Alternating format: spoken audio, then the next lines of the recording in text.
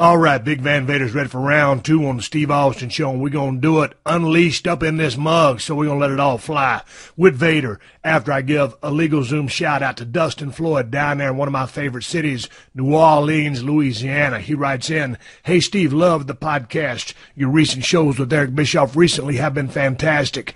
Also loved watching you entertain the folks at WrestleMania in the Superdome. I wanted to let you know my wife and I use LegalZoom for a comprehensive last will and testament to protect the interest of our little girl Emily should anything happen to us. I'd like to ask for a shout-out to our little one, Miss Emily Grace Floyd, who just celebrated her first birthday last month. Maybe I can find a pink smoking skull onesie for her to wear and impress her friends in daycare. Swig of water to our Texas neighbor, and thanks for entertaining us working folks. Dustin Floyd, New Orleans, Louisiana."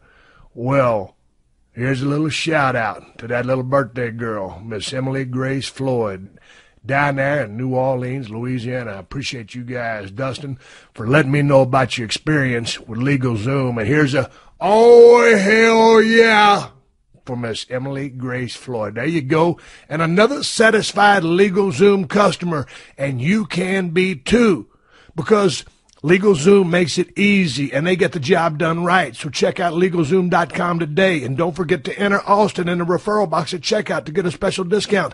That is my last name, Austin. Use it so you can save even more money. LegalZoom provides legal help through independent attorneys and self-help services, but it is not a law firm. The following program is a PodcastOne.com production. He started in a small town in Texas. Worked his ass off to become one of the most famous wrestlers of all time. We're going to take care of business tonight, and that's the bottom line. And now he's dominating the world of on-demand audio. And he's doing it for the working man. This is a damn good outlet for me to spew the bullshit off my brain. Yeah! This is the Steve Austin Show. Unleashed.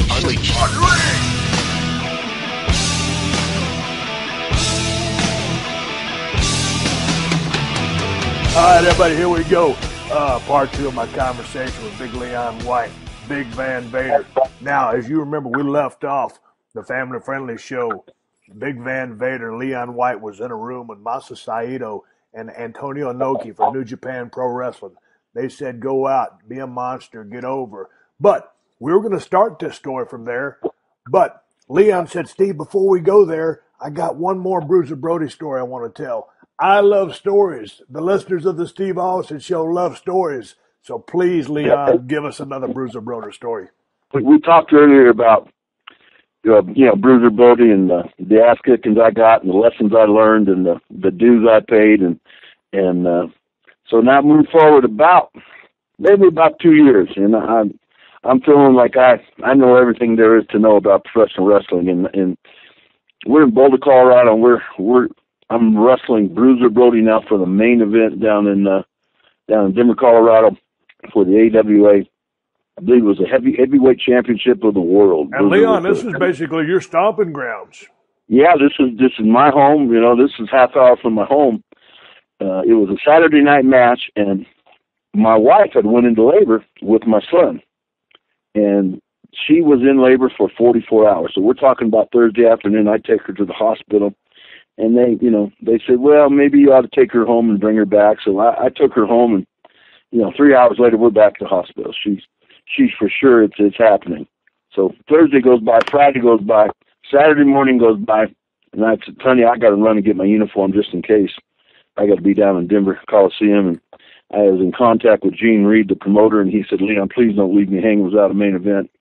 So you and Bruiser, we're sold out. Here's the picture, Steve. I got my wrestling gear in the birthing room, and I'm lacing up my boots. I want to see my son born. Yes. I mean, he was a big kid, and obviously he was taking a while to come out. He was being stubborn about the whole thing, but the umbilical cord was wrapped around his neck, so when he had a contraction, his heart rate was slow, and it was choking him. And we're getting down to the clock where I got to make a decision. I mean, we not only is my son being born, but my wife's in danger, the baby's in danger, and I'm calling Gene Reed. He says, Leon, please don't leave without a main event. I mean, we got we're in dire straits. We need you to come down. I haven't slept for 2 days, and I'm wiped out.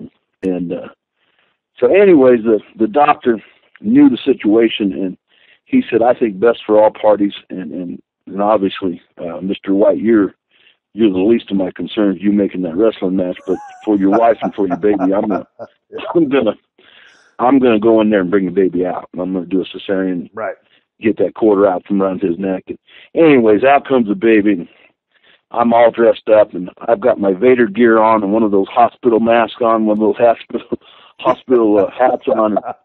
You talk about a sight, buddy. That's funny. And so I had a friend there standing by. He had his car all warmed up right there in the emergency ward parking lot. And so I grabbed my bag, and I'm all dressed, ready to go, and we're headed down to Denver from Boulder, and then we're on that Boulder-Denver Turnpike, and we're breaking every speed limit you could possibly. It was 55 mile an hour, and we're doing 100 plus, and trying to get me there. I pull up right to the front door and walk right through the auditorium to get back to the backstage. Had no time, the matches were going on, and so I've had a few beers, and I've gone through this with Bruiser, several times before, and I kind of walked up to him. He said, "Congratulations on your baby. I'm glad it all worked out." And I said, "Thank you very much." And Bruiser, I know you are who you are, and you're a big name in this business, and I'm just starting out. But tonight's a little different. My son was born. I'm being real serious and forthright, and just shook him in the hand, looked him in the eye, and said, "Tonight, we're going to have a match. I'm going to give what I get, and we'll just go from there." He said, "Fair enough."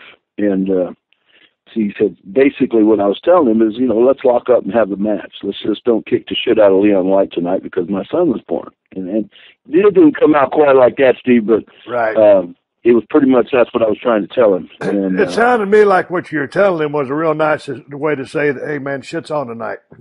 Well, you know what? I wasn't getting my ass kicked the day my son was born. Gotcha. He said, Leon, you bet. Like, you know what? Let's go out there and have a good one. Back in those days, you didn't call any spots. You called the finish, and that was it. Yep. Especially with him. He was an old timer. Yep. But I'll go out there, and I said, great, I got that done. And, I had a lot of friends there. I mean, there was probably 500 people there that I had known. The big build up to the match, they introduced me, and the announcer said that, I'm crying in the ring, Steve. Bruiser Brody's over there pacing back and forth like a cheetah, like a leopard, just ready to pounce. And I get introduced last, and the announcer says, and by the way, folks, ladies and gentlemen, Leon White, Bull Power, whatever the hell they were calling me at that time, he just came from the hospital, and we want to thank him for showing up. He just had a 9-pound, 8-ounce baby boy. And boy, the crowd just popped, standing ovation. And now I'm so emotional, I'm teary-eyed, and just, feeling cloud nine. I'd already talked to Bruiser Brody, and everything is fine, And boy, we went to lock up, and that son of a bitch kicked me right in the mouth, cut my lip in half, and jumped outside and grabbed a chair and hit me again. He said, "How's that? Is that what you had in mind?" I went, son of a bitch. And boy, I but like you said, it was my night, and he saw a little differently on there. I'm not going to get into details here, but we went at it pretty good. I grabbed him in a bear plug and picked him up and gave him that belly to belly and started giving him a little bit what he was giving me, and boy, it turned out we had one hell of a fight and one hell of a match, and we shook hands afterwards and hugged, and he there was a little bar right across the street that we all went to, and the fans would come over, and he came over and bought me a drink, and I think that was one of the last times I ever worked with him, but I wanted to tell that story. But it was quite a day for me. I mean, it was quite a day for my wife and my son, but I tell you what, it was quite a day for me. So how was he behind the scenes, Leon? Was he a tough guy to get along with when it came to promoters? What was he? I don't know, paranoid, leery, just looking over his back, trying to watch over his best interests. Because I've seen interviews of Bruiser. I used to pay my money to go see him in the Sportatorium. He seemed like a really smart guy. That's my first impression was he was a businessman. He was smart. I can't speak for all the other wrestlers, but with me, he was a hell of a nice guy, a gentleman. He knew his role. and he knew how to play it. And obviously he wasn't afraid or shy about looking at the promoter in the eye and telling them what he thought about something. He basically was independent, and I don't mean independent in the sense of working indies, but he was basically independent his whole career. No. Yeah, absolutely. He called his own shots. Exactly. It'd have been tough for him to fit into a structure like one of the big organizations had. In other words, this is your role, and this is what you're going to do. Hey, man, so what was your reaction when you heard of his death in Puerto Rico? I mean, what was your initial reaction to that? I was in Japan. I had a towel over my head, and I was looking at the magazine, but I considered him a friend, and had a lot of conversations about the business and what to do and what not to do and how to handle yourself. And it kind of threw me for a loop, and it kind of woke me up about going places. And Bruiser Brody was one of a kind, and he kind of, for me, he set the standard for big men and being a big, mobile, aggressive big man, and that's kind of who I tried to emulate, I guess. So then him and Stanson obviously had a big impact on your style. I think so. Those guys are smaller than you, but working. I mean, don't get me wrong; they're big men, and they were both corn-fed, tough, but smaller than you. And here they are sawing you up when you first broke in. So obviously, you being the size you are, and with the aggression that you could bring. Okay, we're in Japan now, and we're in that room. Inoki, Saito telling you to get over in New Japan Pro Wrestling. So, how does Big Van Vader make his debut? How did the Big Van Vader gimmick get presented to you?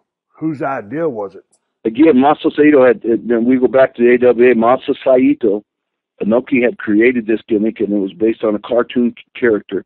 And I understand there was some folklore about Vader. There was a 5th century samurai warrior that, back in that day, how the Japanese settled disputes was, the toughest guy from each village would row out to a little island, and they'd fight until someone died, and the guy that came back, that was it. The whole village just didn't fight. It was just, hey, you're the toughest guy, go out there and fight, and whoever comes back, that's the deal.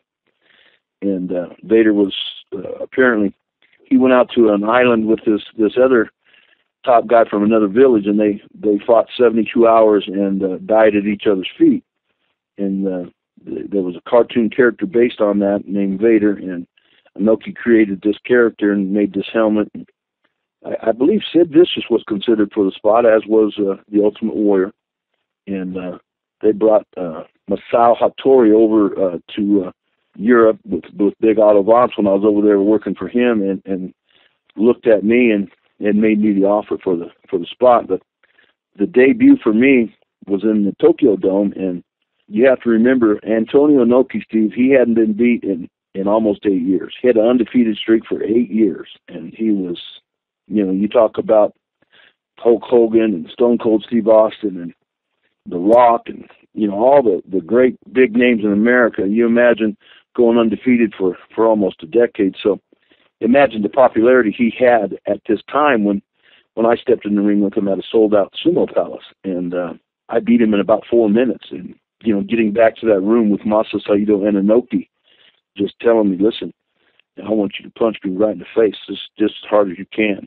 He said, don't knock me out, but if you break my nose, if you cut my lip, hit me in the stomach, pick me up. And I was still pretty green, and I really hadn't perfected my assault, I guess is what I'd call it, but I did a pretty good job of it, and I beat him in about 4 minutes. And these Japanese people, they got madder than hell. They sit on pillows in the Sumo Palace. They lit their pillows on fire and was throwing them. And next thing I know, I'm being rushed out of the building into the locker room and said, well, no, you got to leave. You got to get the hell out of here because they'll be back in this locker room here in a few minutes. Now, when you say that the crowd's sitting on pillows, I'm thinking, okay, well, they can't do any damage with those things because they're not steel or wooden chairs. But you just said they lit them on fire and thrown those things in the ring. Is that a shoot? Yeah, that was a shoot, buddy. Jesus Christ. So you guys end up getting banned from the building, right? Yeah, we got banned from the building for, I think it was 2 or 3 years. So where'd y'all perform after that? Well, there's a number of stadiums. I mean, Sumo Palace was a good good arena, and it held, I don't know, 25,000. Now, okay, now are they mad because he lost, or is it heat directly on you because you just beat the shit out of him? Well, after the match, they had told me to keep on him, and which he was laying there, kind of knocked out from the finish, and the damage I had done. He was laying on the floor, and they told me to go over there and pick him up and set him up in the corner and give him a few more punches, and then the ring filled up with all the young boys, and 10 of them, and I told them just to don't crowd me, feed me one at a time, and I beat up 10 guys, and then they got mad at me, and then so the heat was directed at me, and the fact that their hero had lost and got treated in that fashion. So it was a heck of a first night. Let me put it that way. Probably one of the greatest first nights in the history of the business, if not the. Well, that's got to go down as hands down the greatest debut in the history of the business. I don't know about that, but man, it sure must be one of them, because I tell you what, Dave sure made an impact. I mean, that set the tone right there. You came in and were physical and got over, and that's what it's all about. You know what? They were doing very well. They were doing good business, and Baba was a company, the All Japan Pro Wrestling, that was about 50-50 with Top Americans, Brody and Hansen and Hardy Race and DiBiase and Snuka and the Ortons and the Funks. And so they had a lot of big names on the other side. And Inoki had went the other direction. He was using, until that debut, he was primarily using Japanese folks. And I think he saw his business slowly dropping off because Baba, was bringing in that diversity. So with me, it kind of started, and then we had 2 or 3 Americans a trip, and then 3 or 4, and it eventually grew up to there was 5 or 6 Americans on each trip, and business picked up because from that night, Steve, we sold out about, I don't want to exaggerate this, but I think close to 4 years every night. From that night, it was just sold out wherever we went. And man, that reminds me, Leon, of, because I went to New Japan on 1 or 2 trips through WCW, and it was almost like shades of the competition between those 2 companies, New Japan and All Japan. I mean, it was a real deal. I mean, it was total competition. It reminded me of the Monday Night Wars between WCW and WWF that would come way down the road. But I mean, it was heavy duty comp. Did you guys ever mix when the promotions crossed paths? You know what, Steve? Until we did a Tokyo Dome, and I don't know. I can't really remember the number. There was 75, 85, maybe 90,000 people there, and I was a cross promotion. All Japan had their folks there. Chinru was there. There were 4 main events, and Stan and Hansen and myself were one of them. Stan was the world champion for Baba, All Japan Pro Wrestling, and I was the world champion for Inoki, New Japan Pro Wrestling. And I don't know if I'm getting ahead of myself here, if you wanted to get into this right now, but jump on it. We're here. Okay, well, this is that infamous, eye match where, Stan had thumbed me in the eye and my eye popped out of my cheek. Stan got introduced first, and in Japan, that simply wasn't a big idea. That wasn't a big deal, who got introduced first or who got introduced second. But, it still had a little meaning to it, and the fact I didn't know what was going to happen before, and Stan got introduced first, and I came out second. And the powers to be of New Japan had told me to get in the ring with that helmet and blow the smoke off. Set it down, do your ceremony. I did a little ceremony, got down on one knee and blew the smoke up. And I said, guys, that ain't going to work. Stan ain't going to let me do that. He's going to kick the shit out of that mask and start wrestling. I know Stan. I've been around him. And, those helmets are expensive and they break easy. And those the engine that blew out the smoke was expensive. And I said it'd be better if I just walked out of it and left it on the side of the ring and had one of the young boys bring it back. And they, no, that's what we want you to do, and this is the way it is. So, yes, sir. So I got that helmet on, and I get to the side of the ring, and I take it off and put my fist up in the helmet and start to get up in the ring. And it's you've got them little steps, and it's dark, and it's kind of a little bit awkward getting in the ring and negotiating the steps. And so I'm kind of nursemaiding it up there, the steps, and I got the mask in one hand, and I'm looking for that top rope to grab it so I could get through and negotiate my way in. And Stan came over with that bull rope, and he's swinging it, and admittedly, Stan can't see very good when his glasses are off. And it was dark. The ring was all lit up, and it was dark outside of there. So I'm not, he didn't mean to do it, but it happened.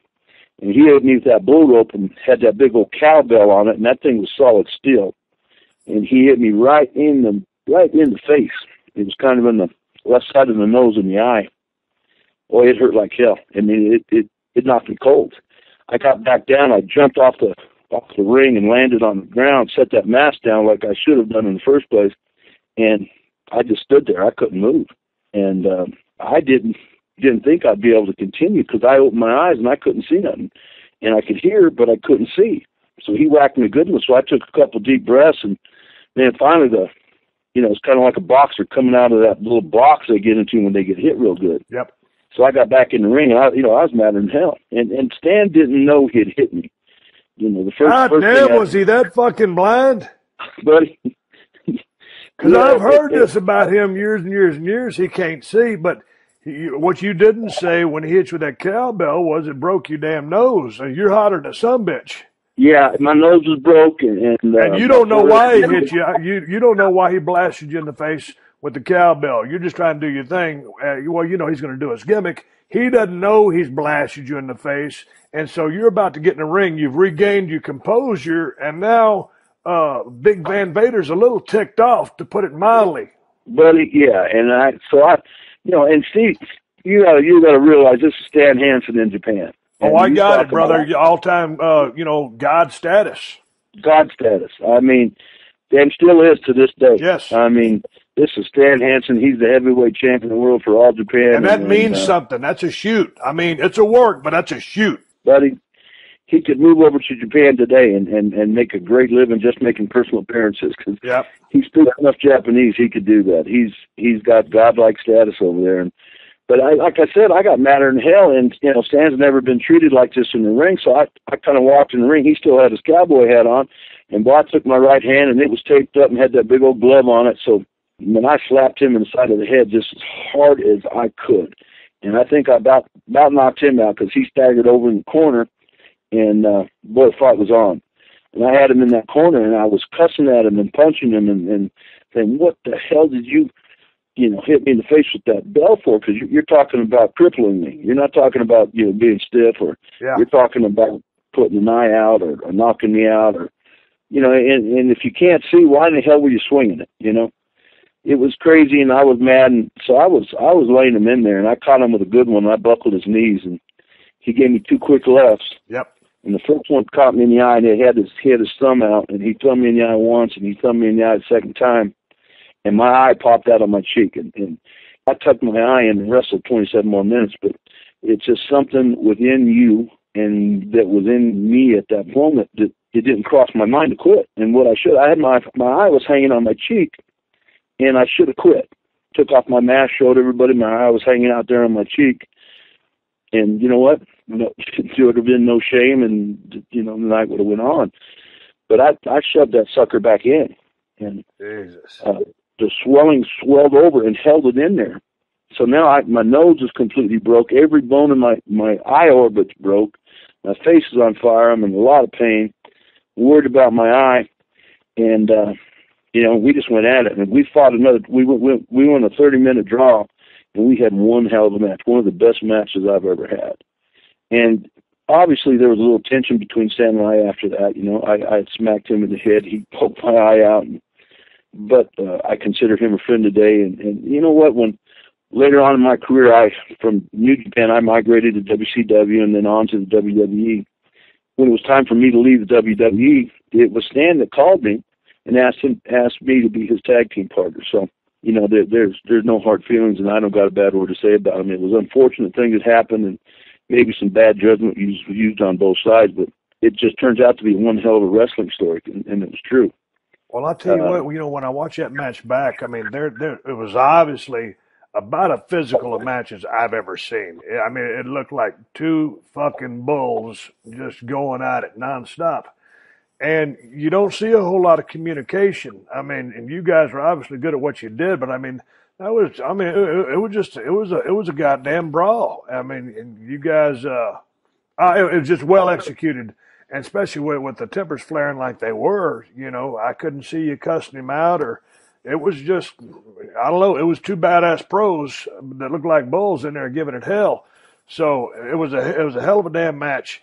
What was the surgery to correct your eyesight, and did you suffer permanent vision damage from that? How long were you out of the ring at that point after that match? You know what? I don't think a whole long, but I got the eye put back in socket in the right place, and that was the first surgery. But I'd look to the left, and that right eye, it wouldn't look to the left. In other words, it would lag. So my left eye would be looking to the left, and the right eye would be looking straight ahead. Right. And what had happened was that cord that attaches to your eye had been stretched. So they had to go back in and cut it and make it. They had to move my eyes when I was out and make sure that eye was moving in coordination with the other eye. So it was not just a matter of snipping a little off. It was how much to snip off. God damn, that's kind of like going and getting your damn front end aligned. You're getting your goddamn eyes aligned. And then they had what they did is the whole right side of that nose was crushed, and they just put a piece of steel in each nostril. My nasal passages are steel, and well, my nose hadn't been broke since then, so I guess that's working. And then they mended the eye orbit because it was broken 8 places, and they cemented that all up. And so I think it was like three surgeries in total, and got that eye back in place. And can I flip the script here on you? When you got hurt, when you got power drived, and when you were laying there on your back, I mean, your whole body went numb. You had no feeling in your whole body, right? No, I couldn't move a damn thing. I was just laying there looking up at the lights, and the first thing I thought, well, I knew I was fucked. And I was thinking immediately, Christopher Reed had just got thrown off that horse, some while earlier and turned into a quadriplegic, from Superman fame and a class act. And I was sitting there, I straight up, shoot. I was laying there looking at the lights thinking, I'm Christopher Reeve. And I told Owen, I said, don't touch me, I can't move. And so, that's when he started buying the time, because the stipulation was if I lost that match, I was going to have to kiss his ass. So I'm thinking on my back, I've got to get out of this match. But I can't move because I'm paralyzed. I was a transient quadriplegic because the terminology for that. Getting dropped on your head is an axial load. You come from a football background, just like I do, man. When you go to hit somebody and you have your head down, that's the number one cause of quadriplegics in athletics or a car crash or whatever. Not a whiplash, it's that axial load, which I had suffered. And then finally I started getting my feeling back, and I turned over onto my stomach, and I made that audible to Earl. I said, tell him roll up for the win, because I was supposed to go over with the Stone Cold Stunner. That's what the crowd there in Jersey had come to see, to get me to get that Intercontinental title back. And so I couldn't use my hands yet, so I couldn't crawl on my hands. I could only use my forearms. My shoulders were on fire. If you watch that tape back, see, it's worked for me even to make my legs bend and to start crawling. It was the worst roll-up in the history of the business. But all I knew was I'm a pro wrestler. Something's gone wrong in a match, but I must finish the sumbitch and get out of Dodge. So I had to call that audible and to continue the best I could, which is probably, the worst thing that I could have done. But me being Stone Cold Steve Austin, the toughest SOB in the WWF, I couldn't lay there and look at the lights and let them stretch me out of that sumbitch.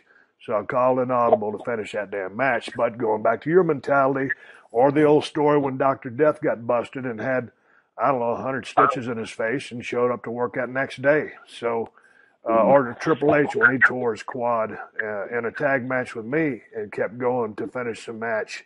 You do what you got to do to finish the match. Me, because I'm so, don't get me wrong, being paralyzed there for about 60 seconds wasn't fun. But boy, when you think about your vision and you have all your faculties about you and you think, I can make a real conscious decision, just walk out of here and everything's okay because it's my eye. You said, fuck that. You shoved your eye back in and continued to beat the shit out of each other. So, hellacious day at the office and a totally different mindset. I mean, and that's the mindset. I think it still exists today to a large degree, but it has certainly been lost on a few guys. Yeah, but Steve, for me, I mean, my eye is one thing, and you lose the sight of your eye, that would be tragic. But your situation was a whole different kettle of fish, buddy, and it was the most impressive thing I'd ever seen in the ring. Because for some reason, I realized I was in a position. I saw your head hit and bend forward like that, and I saw your body just go limp, and I instantly knew that you weren't just in trouble; you were in serious, imminent danger. And what you did after that was the most impressive thing I'd ever seen in the ring. And forget all the moves and all the mic work you did. I mean, that right there to me was the most impressive thing I'd ever seen you do or any wrestler do in the ring. And I'm not here to kiss your ass or put you over, but that's a shoot. Man, sometimes you know how it is, Leon. You get out there, and some days are tougher than others. And obviously, that was a tough day in office for you against Stan Hansen, myself there. Yeah. Laying in the ring there in New Jersey at Meadowlands Arena, not knowing whether to shut or wind my watch and get myself out of a jam. But anyway, we're going to continue on with Big Van Vader. But first, we just got our bark box for the month. And my 3 dogs are happy as a pig in the mud. Hershey the Wonder Dog, Moolah and Shona go crazy when that box arrives because they know it's filled with stuff for them. We get 4 to 6 full-size items every single month, and it's a mix of toys, treats, cool gadgets, and hygiene products, and it's always a surprise. But you can rest assured it's all high quality and safe, and it's all been tested by the BarkBox.com's own dogs, and you can get a 20% off your first subscription by visiting BarkBox.com/Steve. So visit BarkBox.com/Steve to save 20% off your first subscription. Make your dogs as happy as mine are. Go to BarkBox.com/Steve now. Hey, do you owe the IRS over $10,000 in back taxes that you cannot possibly pay? And is the IRS doing everything they can to collect those back taxes from you? Well, there is something you can do about it. 911 Tax Relief has your way out. In fact, you may qualify for one of the many programs offered by the IRS, including a little-known program specially designated for people who can't afford to pay. Once you've been qualified and enrolled in this program, the IRS no longer pursues collection activities against you. The calls stop, wage garnishments and levies are eliminated, and you stop making monthly payments. It's that simple. If you owe the IRS $10,000 or more in back taxes, have unfiled tax returns, are being audited, or experience a bank levy or wage garnishment, call 911 Tax Relief now. They are highly rated with the Better Business Bureau, and their expert staff of tax professionals can give you the best possible settlement. Call 1-800-265-9618. 1-800-265-9618. One more time. 1-800-265-9618. My name's Paul Shirley. And I am Justin Halpern. Together, we do a podcast called Short Corner. It is a podcast about the NBA, but it's not the same as every boring podcast you hear about the NBA. Paul, you played in the NBA. Yeah, 3 different teams in the NBA, a lot of teams everywhere else, and Justin is a comedy writer. That may not seem like a logical pairing, but together we make magic about the NBA. So come listen to us. Find us at podcast1.com/short corner, and let us make love to your ears. Steve Austin, Unleashed. all right, just got finished talking about a few injuries that happened to Leon, talking to myself inside the squared circle, where sometimes you got to do what you got to do and continue on with the task at hand. That's finish that match. Leon, one of the things I wanted to ask you, I know when we were talking earlier, you were talking about how the Vader gimmick was created, but what was your thoughts when they showed you this big mask that you would wear to the ring? And did they have to fit that to you, custom fit? And just what was your thoughts in general because I thought that damn mask was the coolest thing I'd ever seen when I first saw it on television. What were your thoughts when you first saw it? But I liked it. I didn't really know what it was, but they told me it was similar to what a samurai warrior used to wear, back in the day. And it was a shoot replication. It had the shoulder pads, the chest protection, and obviously this had some modifications to it simply because, you had that engine in the back, and it was a pretty complicated engine. It held 2 oxygen tanks that blew out the steam, and the eyes lit up, and literally they had a microphone in there, a wireless mic, where I could talk to the people over the intercom system in the arena. So the original piece of that was really expensive and quite intricate. I mean, I love the fact that it not only the eyes lit up and not only could you talk, but it was as if it was a character in itself. It was alive. It wasn't an inanimate object. It did stuff. It was kind of like a moving little robot toy. Now, how'd they get this thing from building to building? Did they just put this on the ring truck? Because obviously it's a little too much for you to pack around and just throw in a suitcase. Yeah, you know what? In Japan, they toted it around for me. They'd take it out of the box, make sure it was working, and they'd put it on my head. I'd walk out to the ring, and they'd take it, and I wouldn't see it again. Inoki had given me another one, said take it home with you, and you can have this one forever. This one's yours. And I started out doing some indies with it and had it with the WCW, brought it to a few of those matches, but it just turned out to be just an impossible task. You know, you had to pay $150 extra baggage for it. And you still have it? So, yeah, I still got it here. I bring it occasionally to some autograph sessions, you know, when you know, you get things set up for the promoter. And what does that thing weigh? You know, without the engine and without it don't weigh but, you know, 10 or 15 pounds. It is nothing. It's well-constructed fiberglass, but with that engine and with the oxygen tanks in it, it was pretty heavy. It was, you know, 55, 60 pounds, you know. How was your vision once you put that thing on? Well, that's you know, you could see straight. You couldn't see to the left or right, up or down, or obviously you couldn't see behind you, but you couldn't see nothing. And I tell you what, there's no barriers in Japan, and those, you know, these little 12, 13-year-old kids, and everyone over there is in the mixed martial arts, and boy, they'd come over and they'd kick you in the knee, they'd get behind you and kick you in the back of the knee and the back of the leg, and they just liked that character, and you know, and wearing that helmet on and getting surrounded like that. And they had security. They had 6 or 7 people around me, but those kids would get right by those guys and, you know, kick me and hit me. And they had those sticks with the chain on them, and they'd hit you with that. Yeah, man, I'll tell you what, it was an adventure just getting to the ring, you know. Hey, were there ever any malfunctions with the thing? I mean, because like sometimes you put that thing in the middle of the ring, you'd point at it and the steam would blow. Did you have any funny stories of any kind of bloopers or fuck-ups that happened with that thing?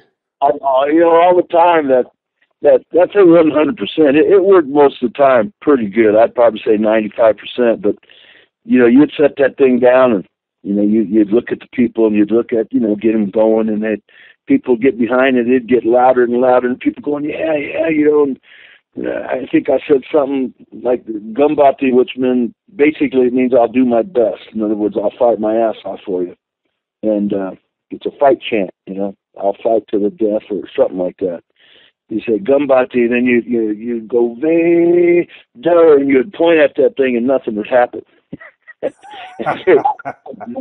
would laugh their ass off, and then I'd turn my back and walk away from it, you know, and I kind of like I had a relation to it. I'd kind of take my hand and go, you know, like, you know, I'm disgusted with it, you know, and turn around, and then the smoke would come up, and they'd laugh again. So if it didn't work, we'd try to pull off that secondary routine where, you know, I'd get mad at it and walk away from it. And, like, I wouldn't flip it off, but kind of that's what the gesture meant. It was like, hey, fuck you, you didn't blow your smoke for me. I'd turn my back on it, and then he'd hit it again, and it would work most of the time that second time, and boy, they'd get a kick out of that. So, Leon, over there in Japan, you were the IWGP Heavyweight Champion 4 times. Now, and some of these were wins were in tournament fashion, right? Where you wrestled 3 or 4 times in a single night. Yeah, at times we had tournaments like that. The tag team tournaments were like that, and then there was a group called UWFI, and the head of that group was a guy named Nobu Takada, and what he did was he created a tournament, and what he did is signed up shoot fighters, mixed martial art fighters, karate guys, judo guys, amateur wrestlers. Viktor Hashimikov was there. He's 2-time gold medalist from Russia. And let me tell you what, this guy, he didn't understand much about working. Let me tell you, he was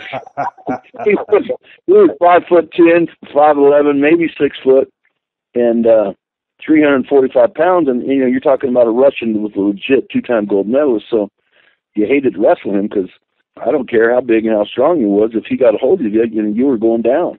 Right. You were going to the mat. There wasn't much you could do. I don't care how many weights you lifted or how tough you were, unless you had some brass knuckles and caught him right in the forehead coming in. He was going to get a hold of you and take you down. So, you know, so one night you're getting karate, the next night you're fighting a shoot fighter, and the next night you're fighting Viktor Hashimikov. So I don't know what possessed me to join that tournament, because I was the heavyweight champion at the WCW, and they actually flew over to the office, and who was it? Bill Watts was the promoter.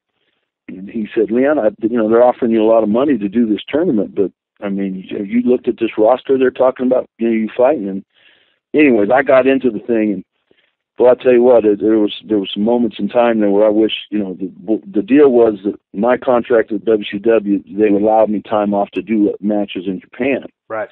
So I'd fly over there and do a match and come back and fly right back to Atlanta and then start working again. And there were some tough nights, let me tell you. But I ended up winning that tournament, and they were gunning for me. I mean, everybody wanted, win, lose, or draw. They wanted to, they wanted me to look bad.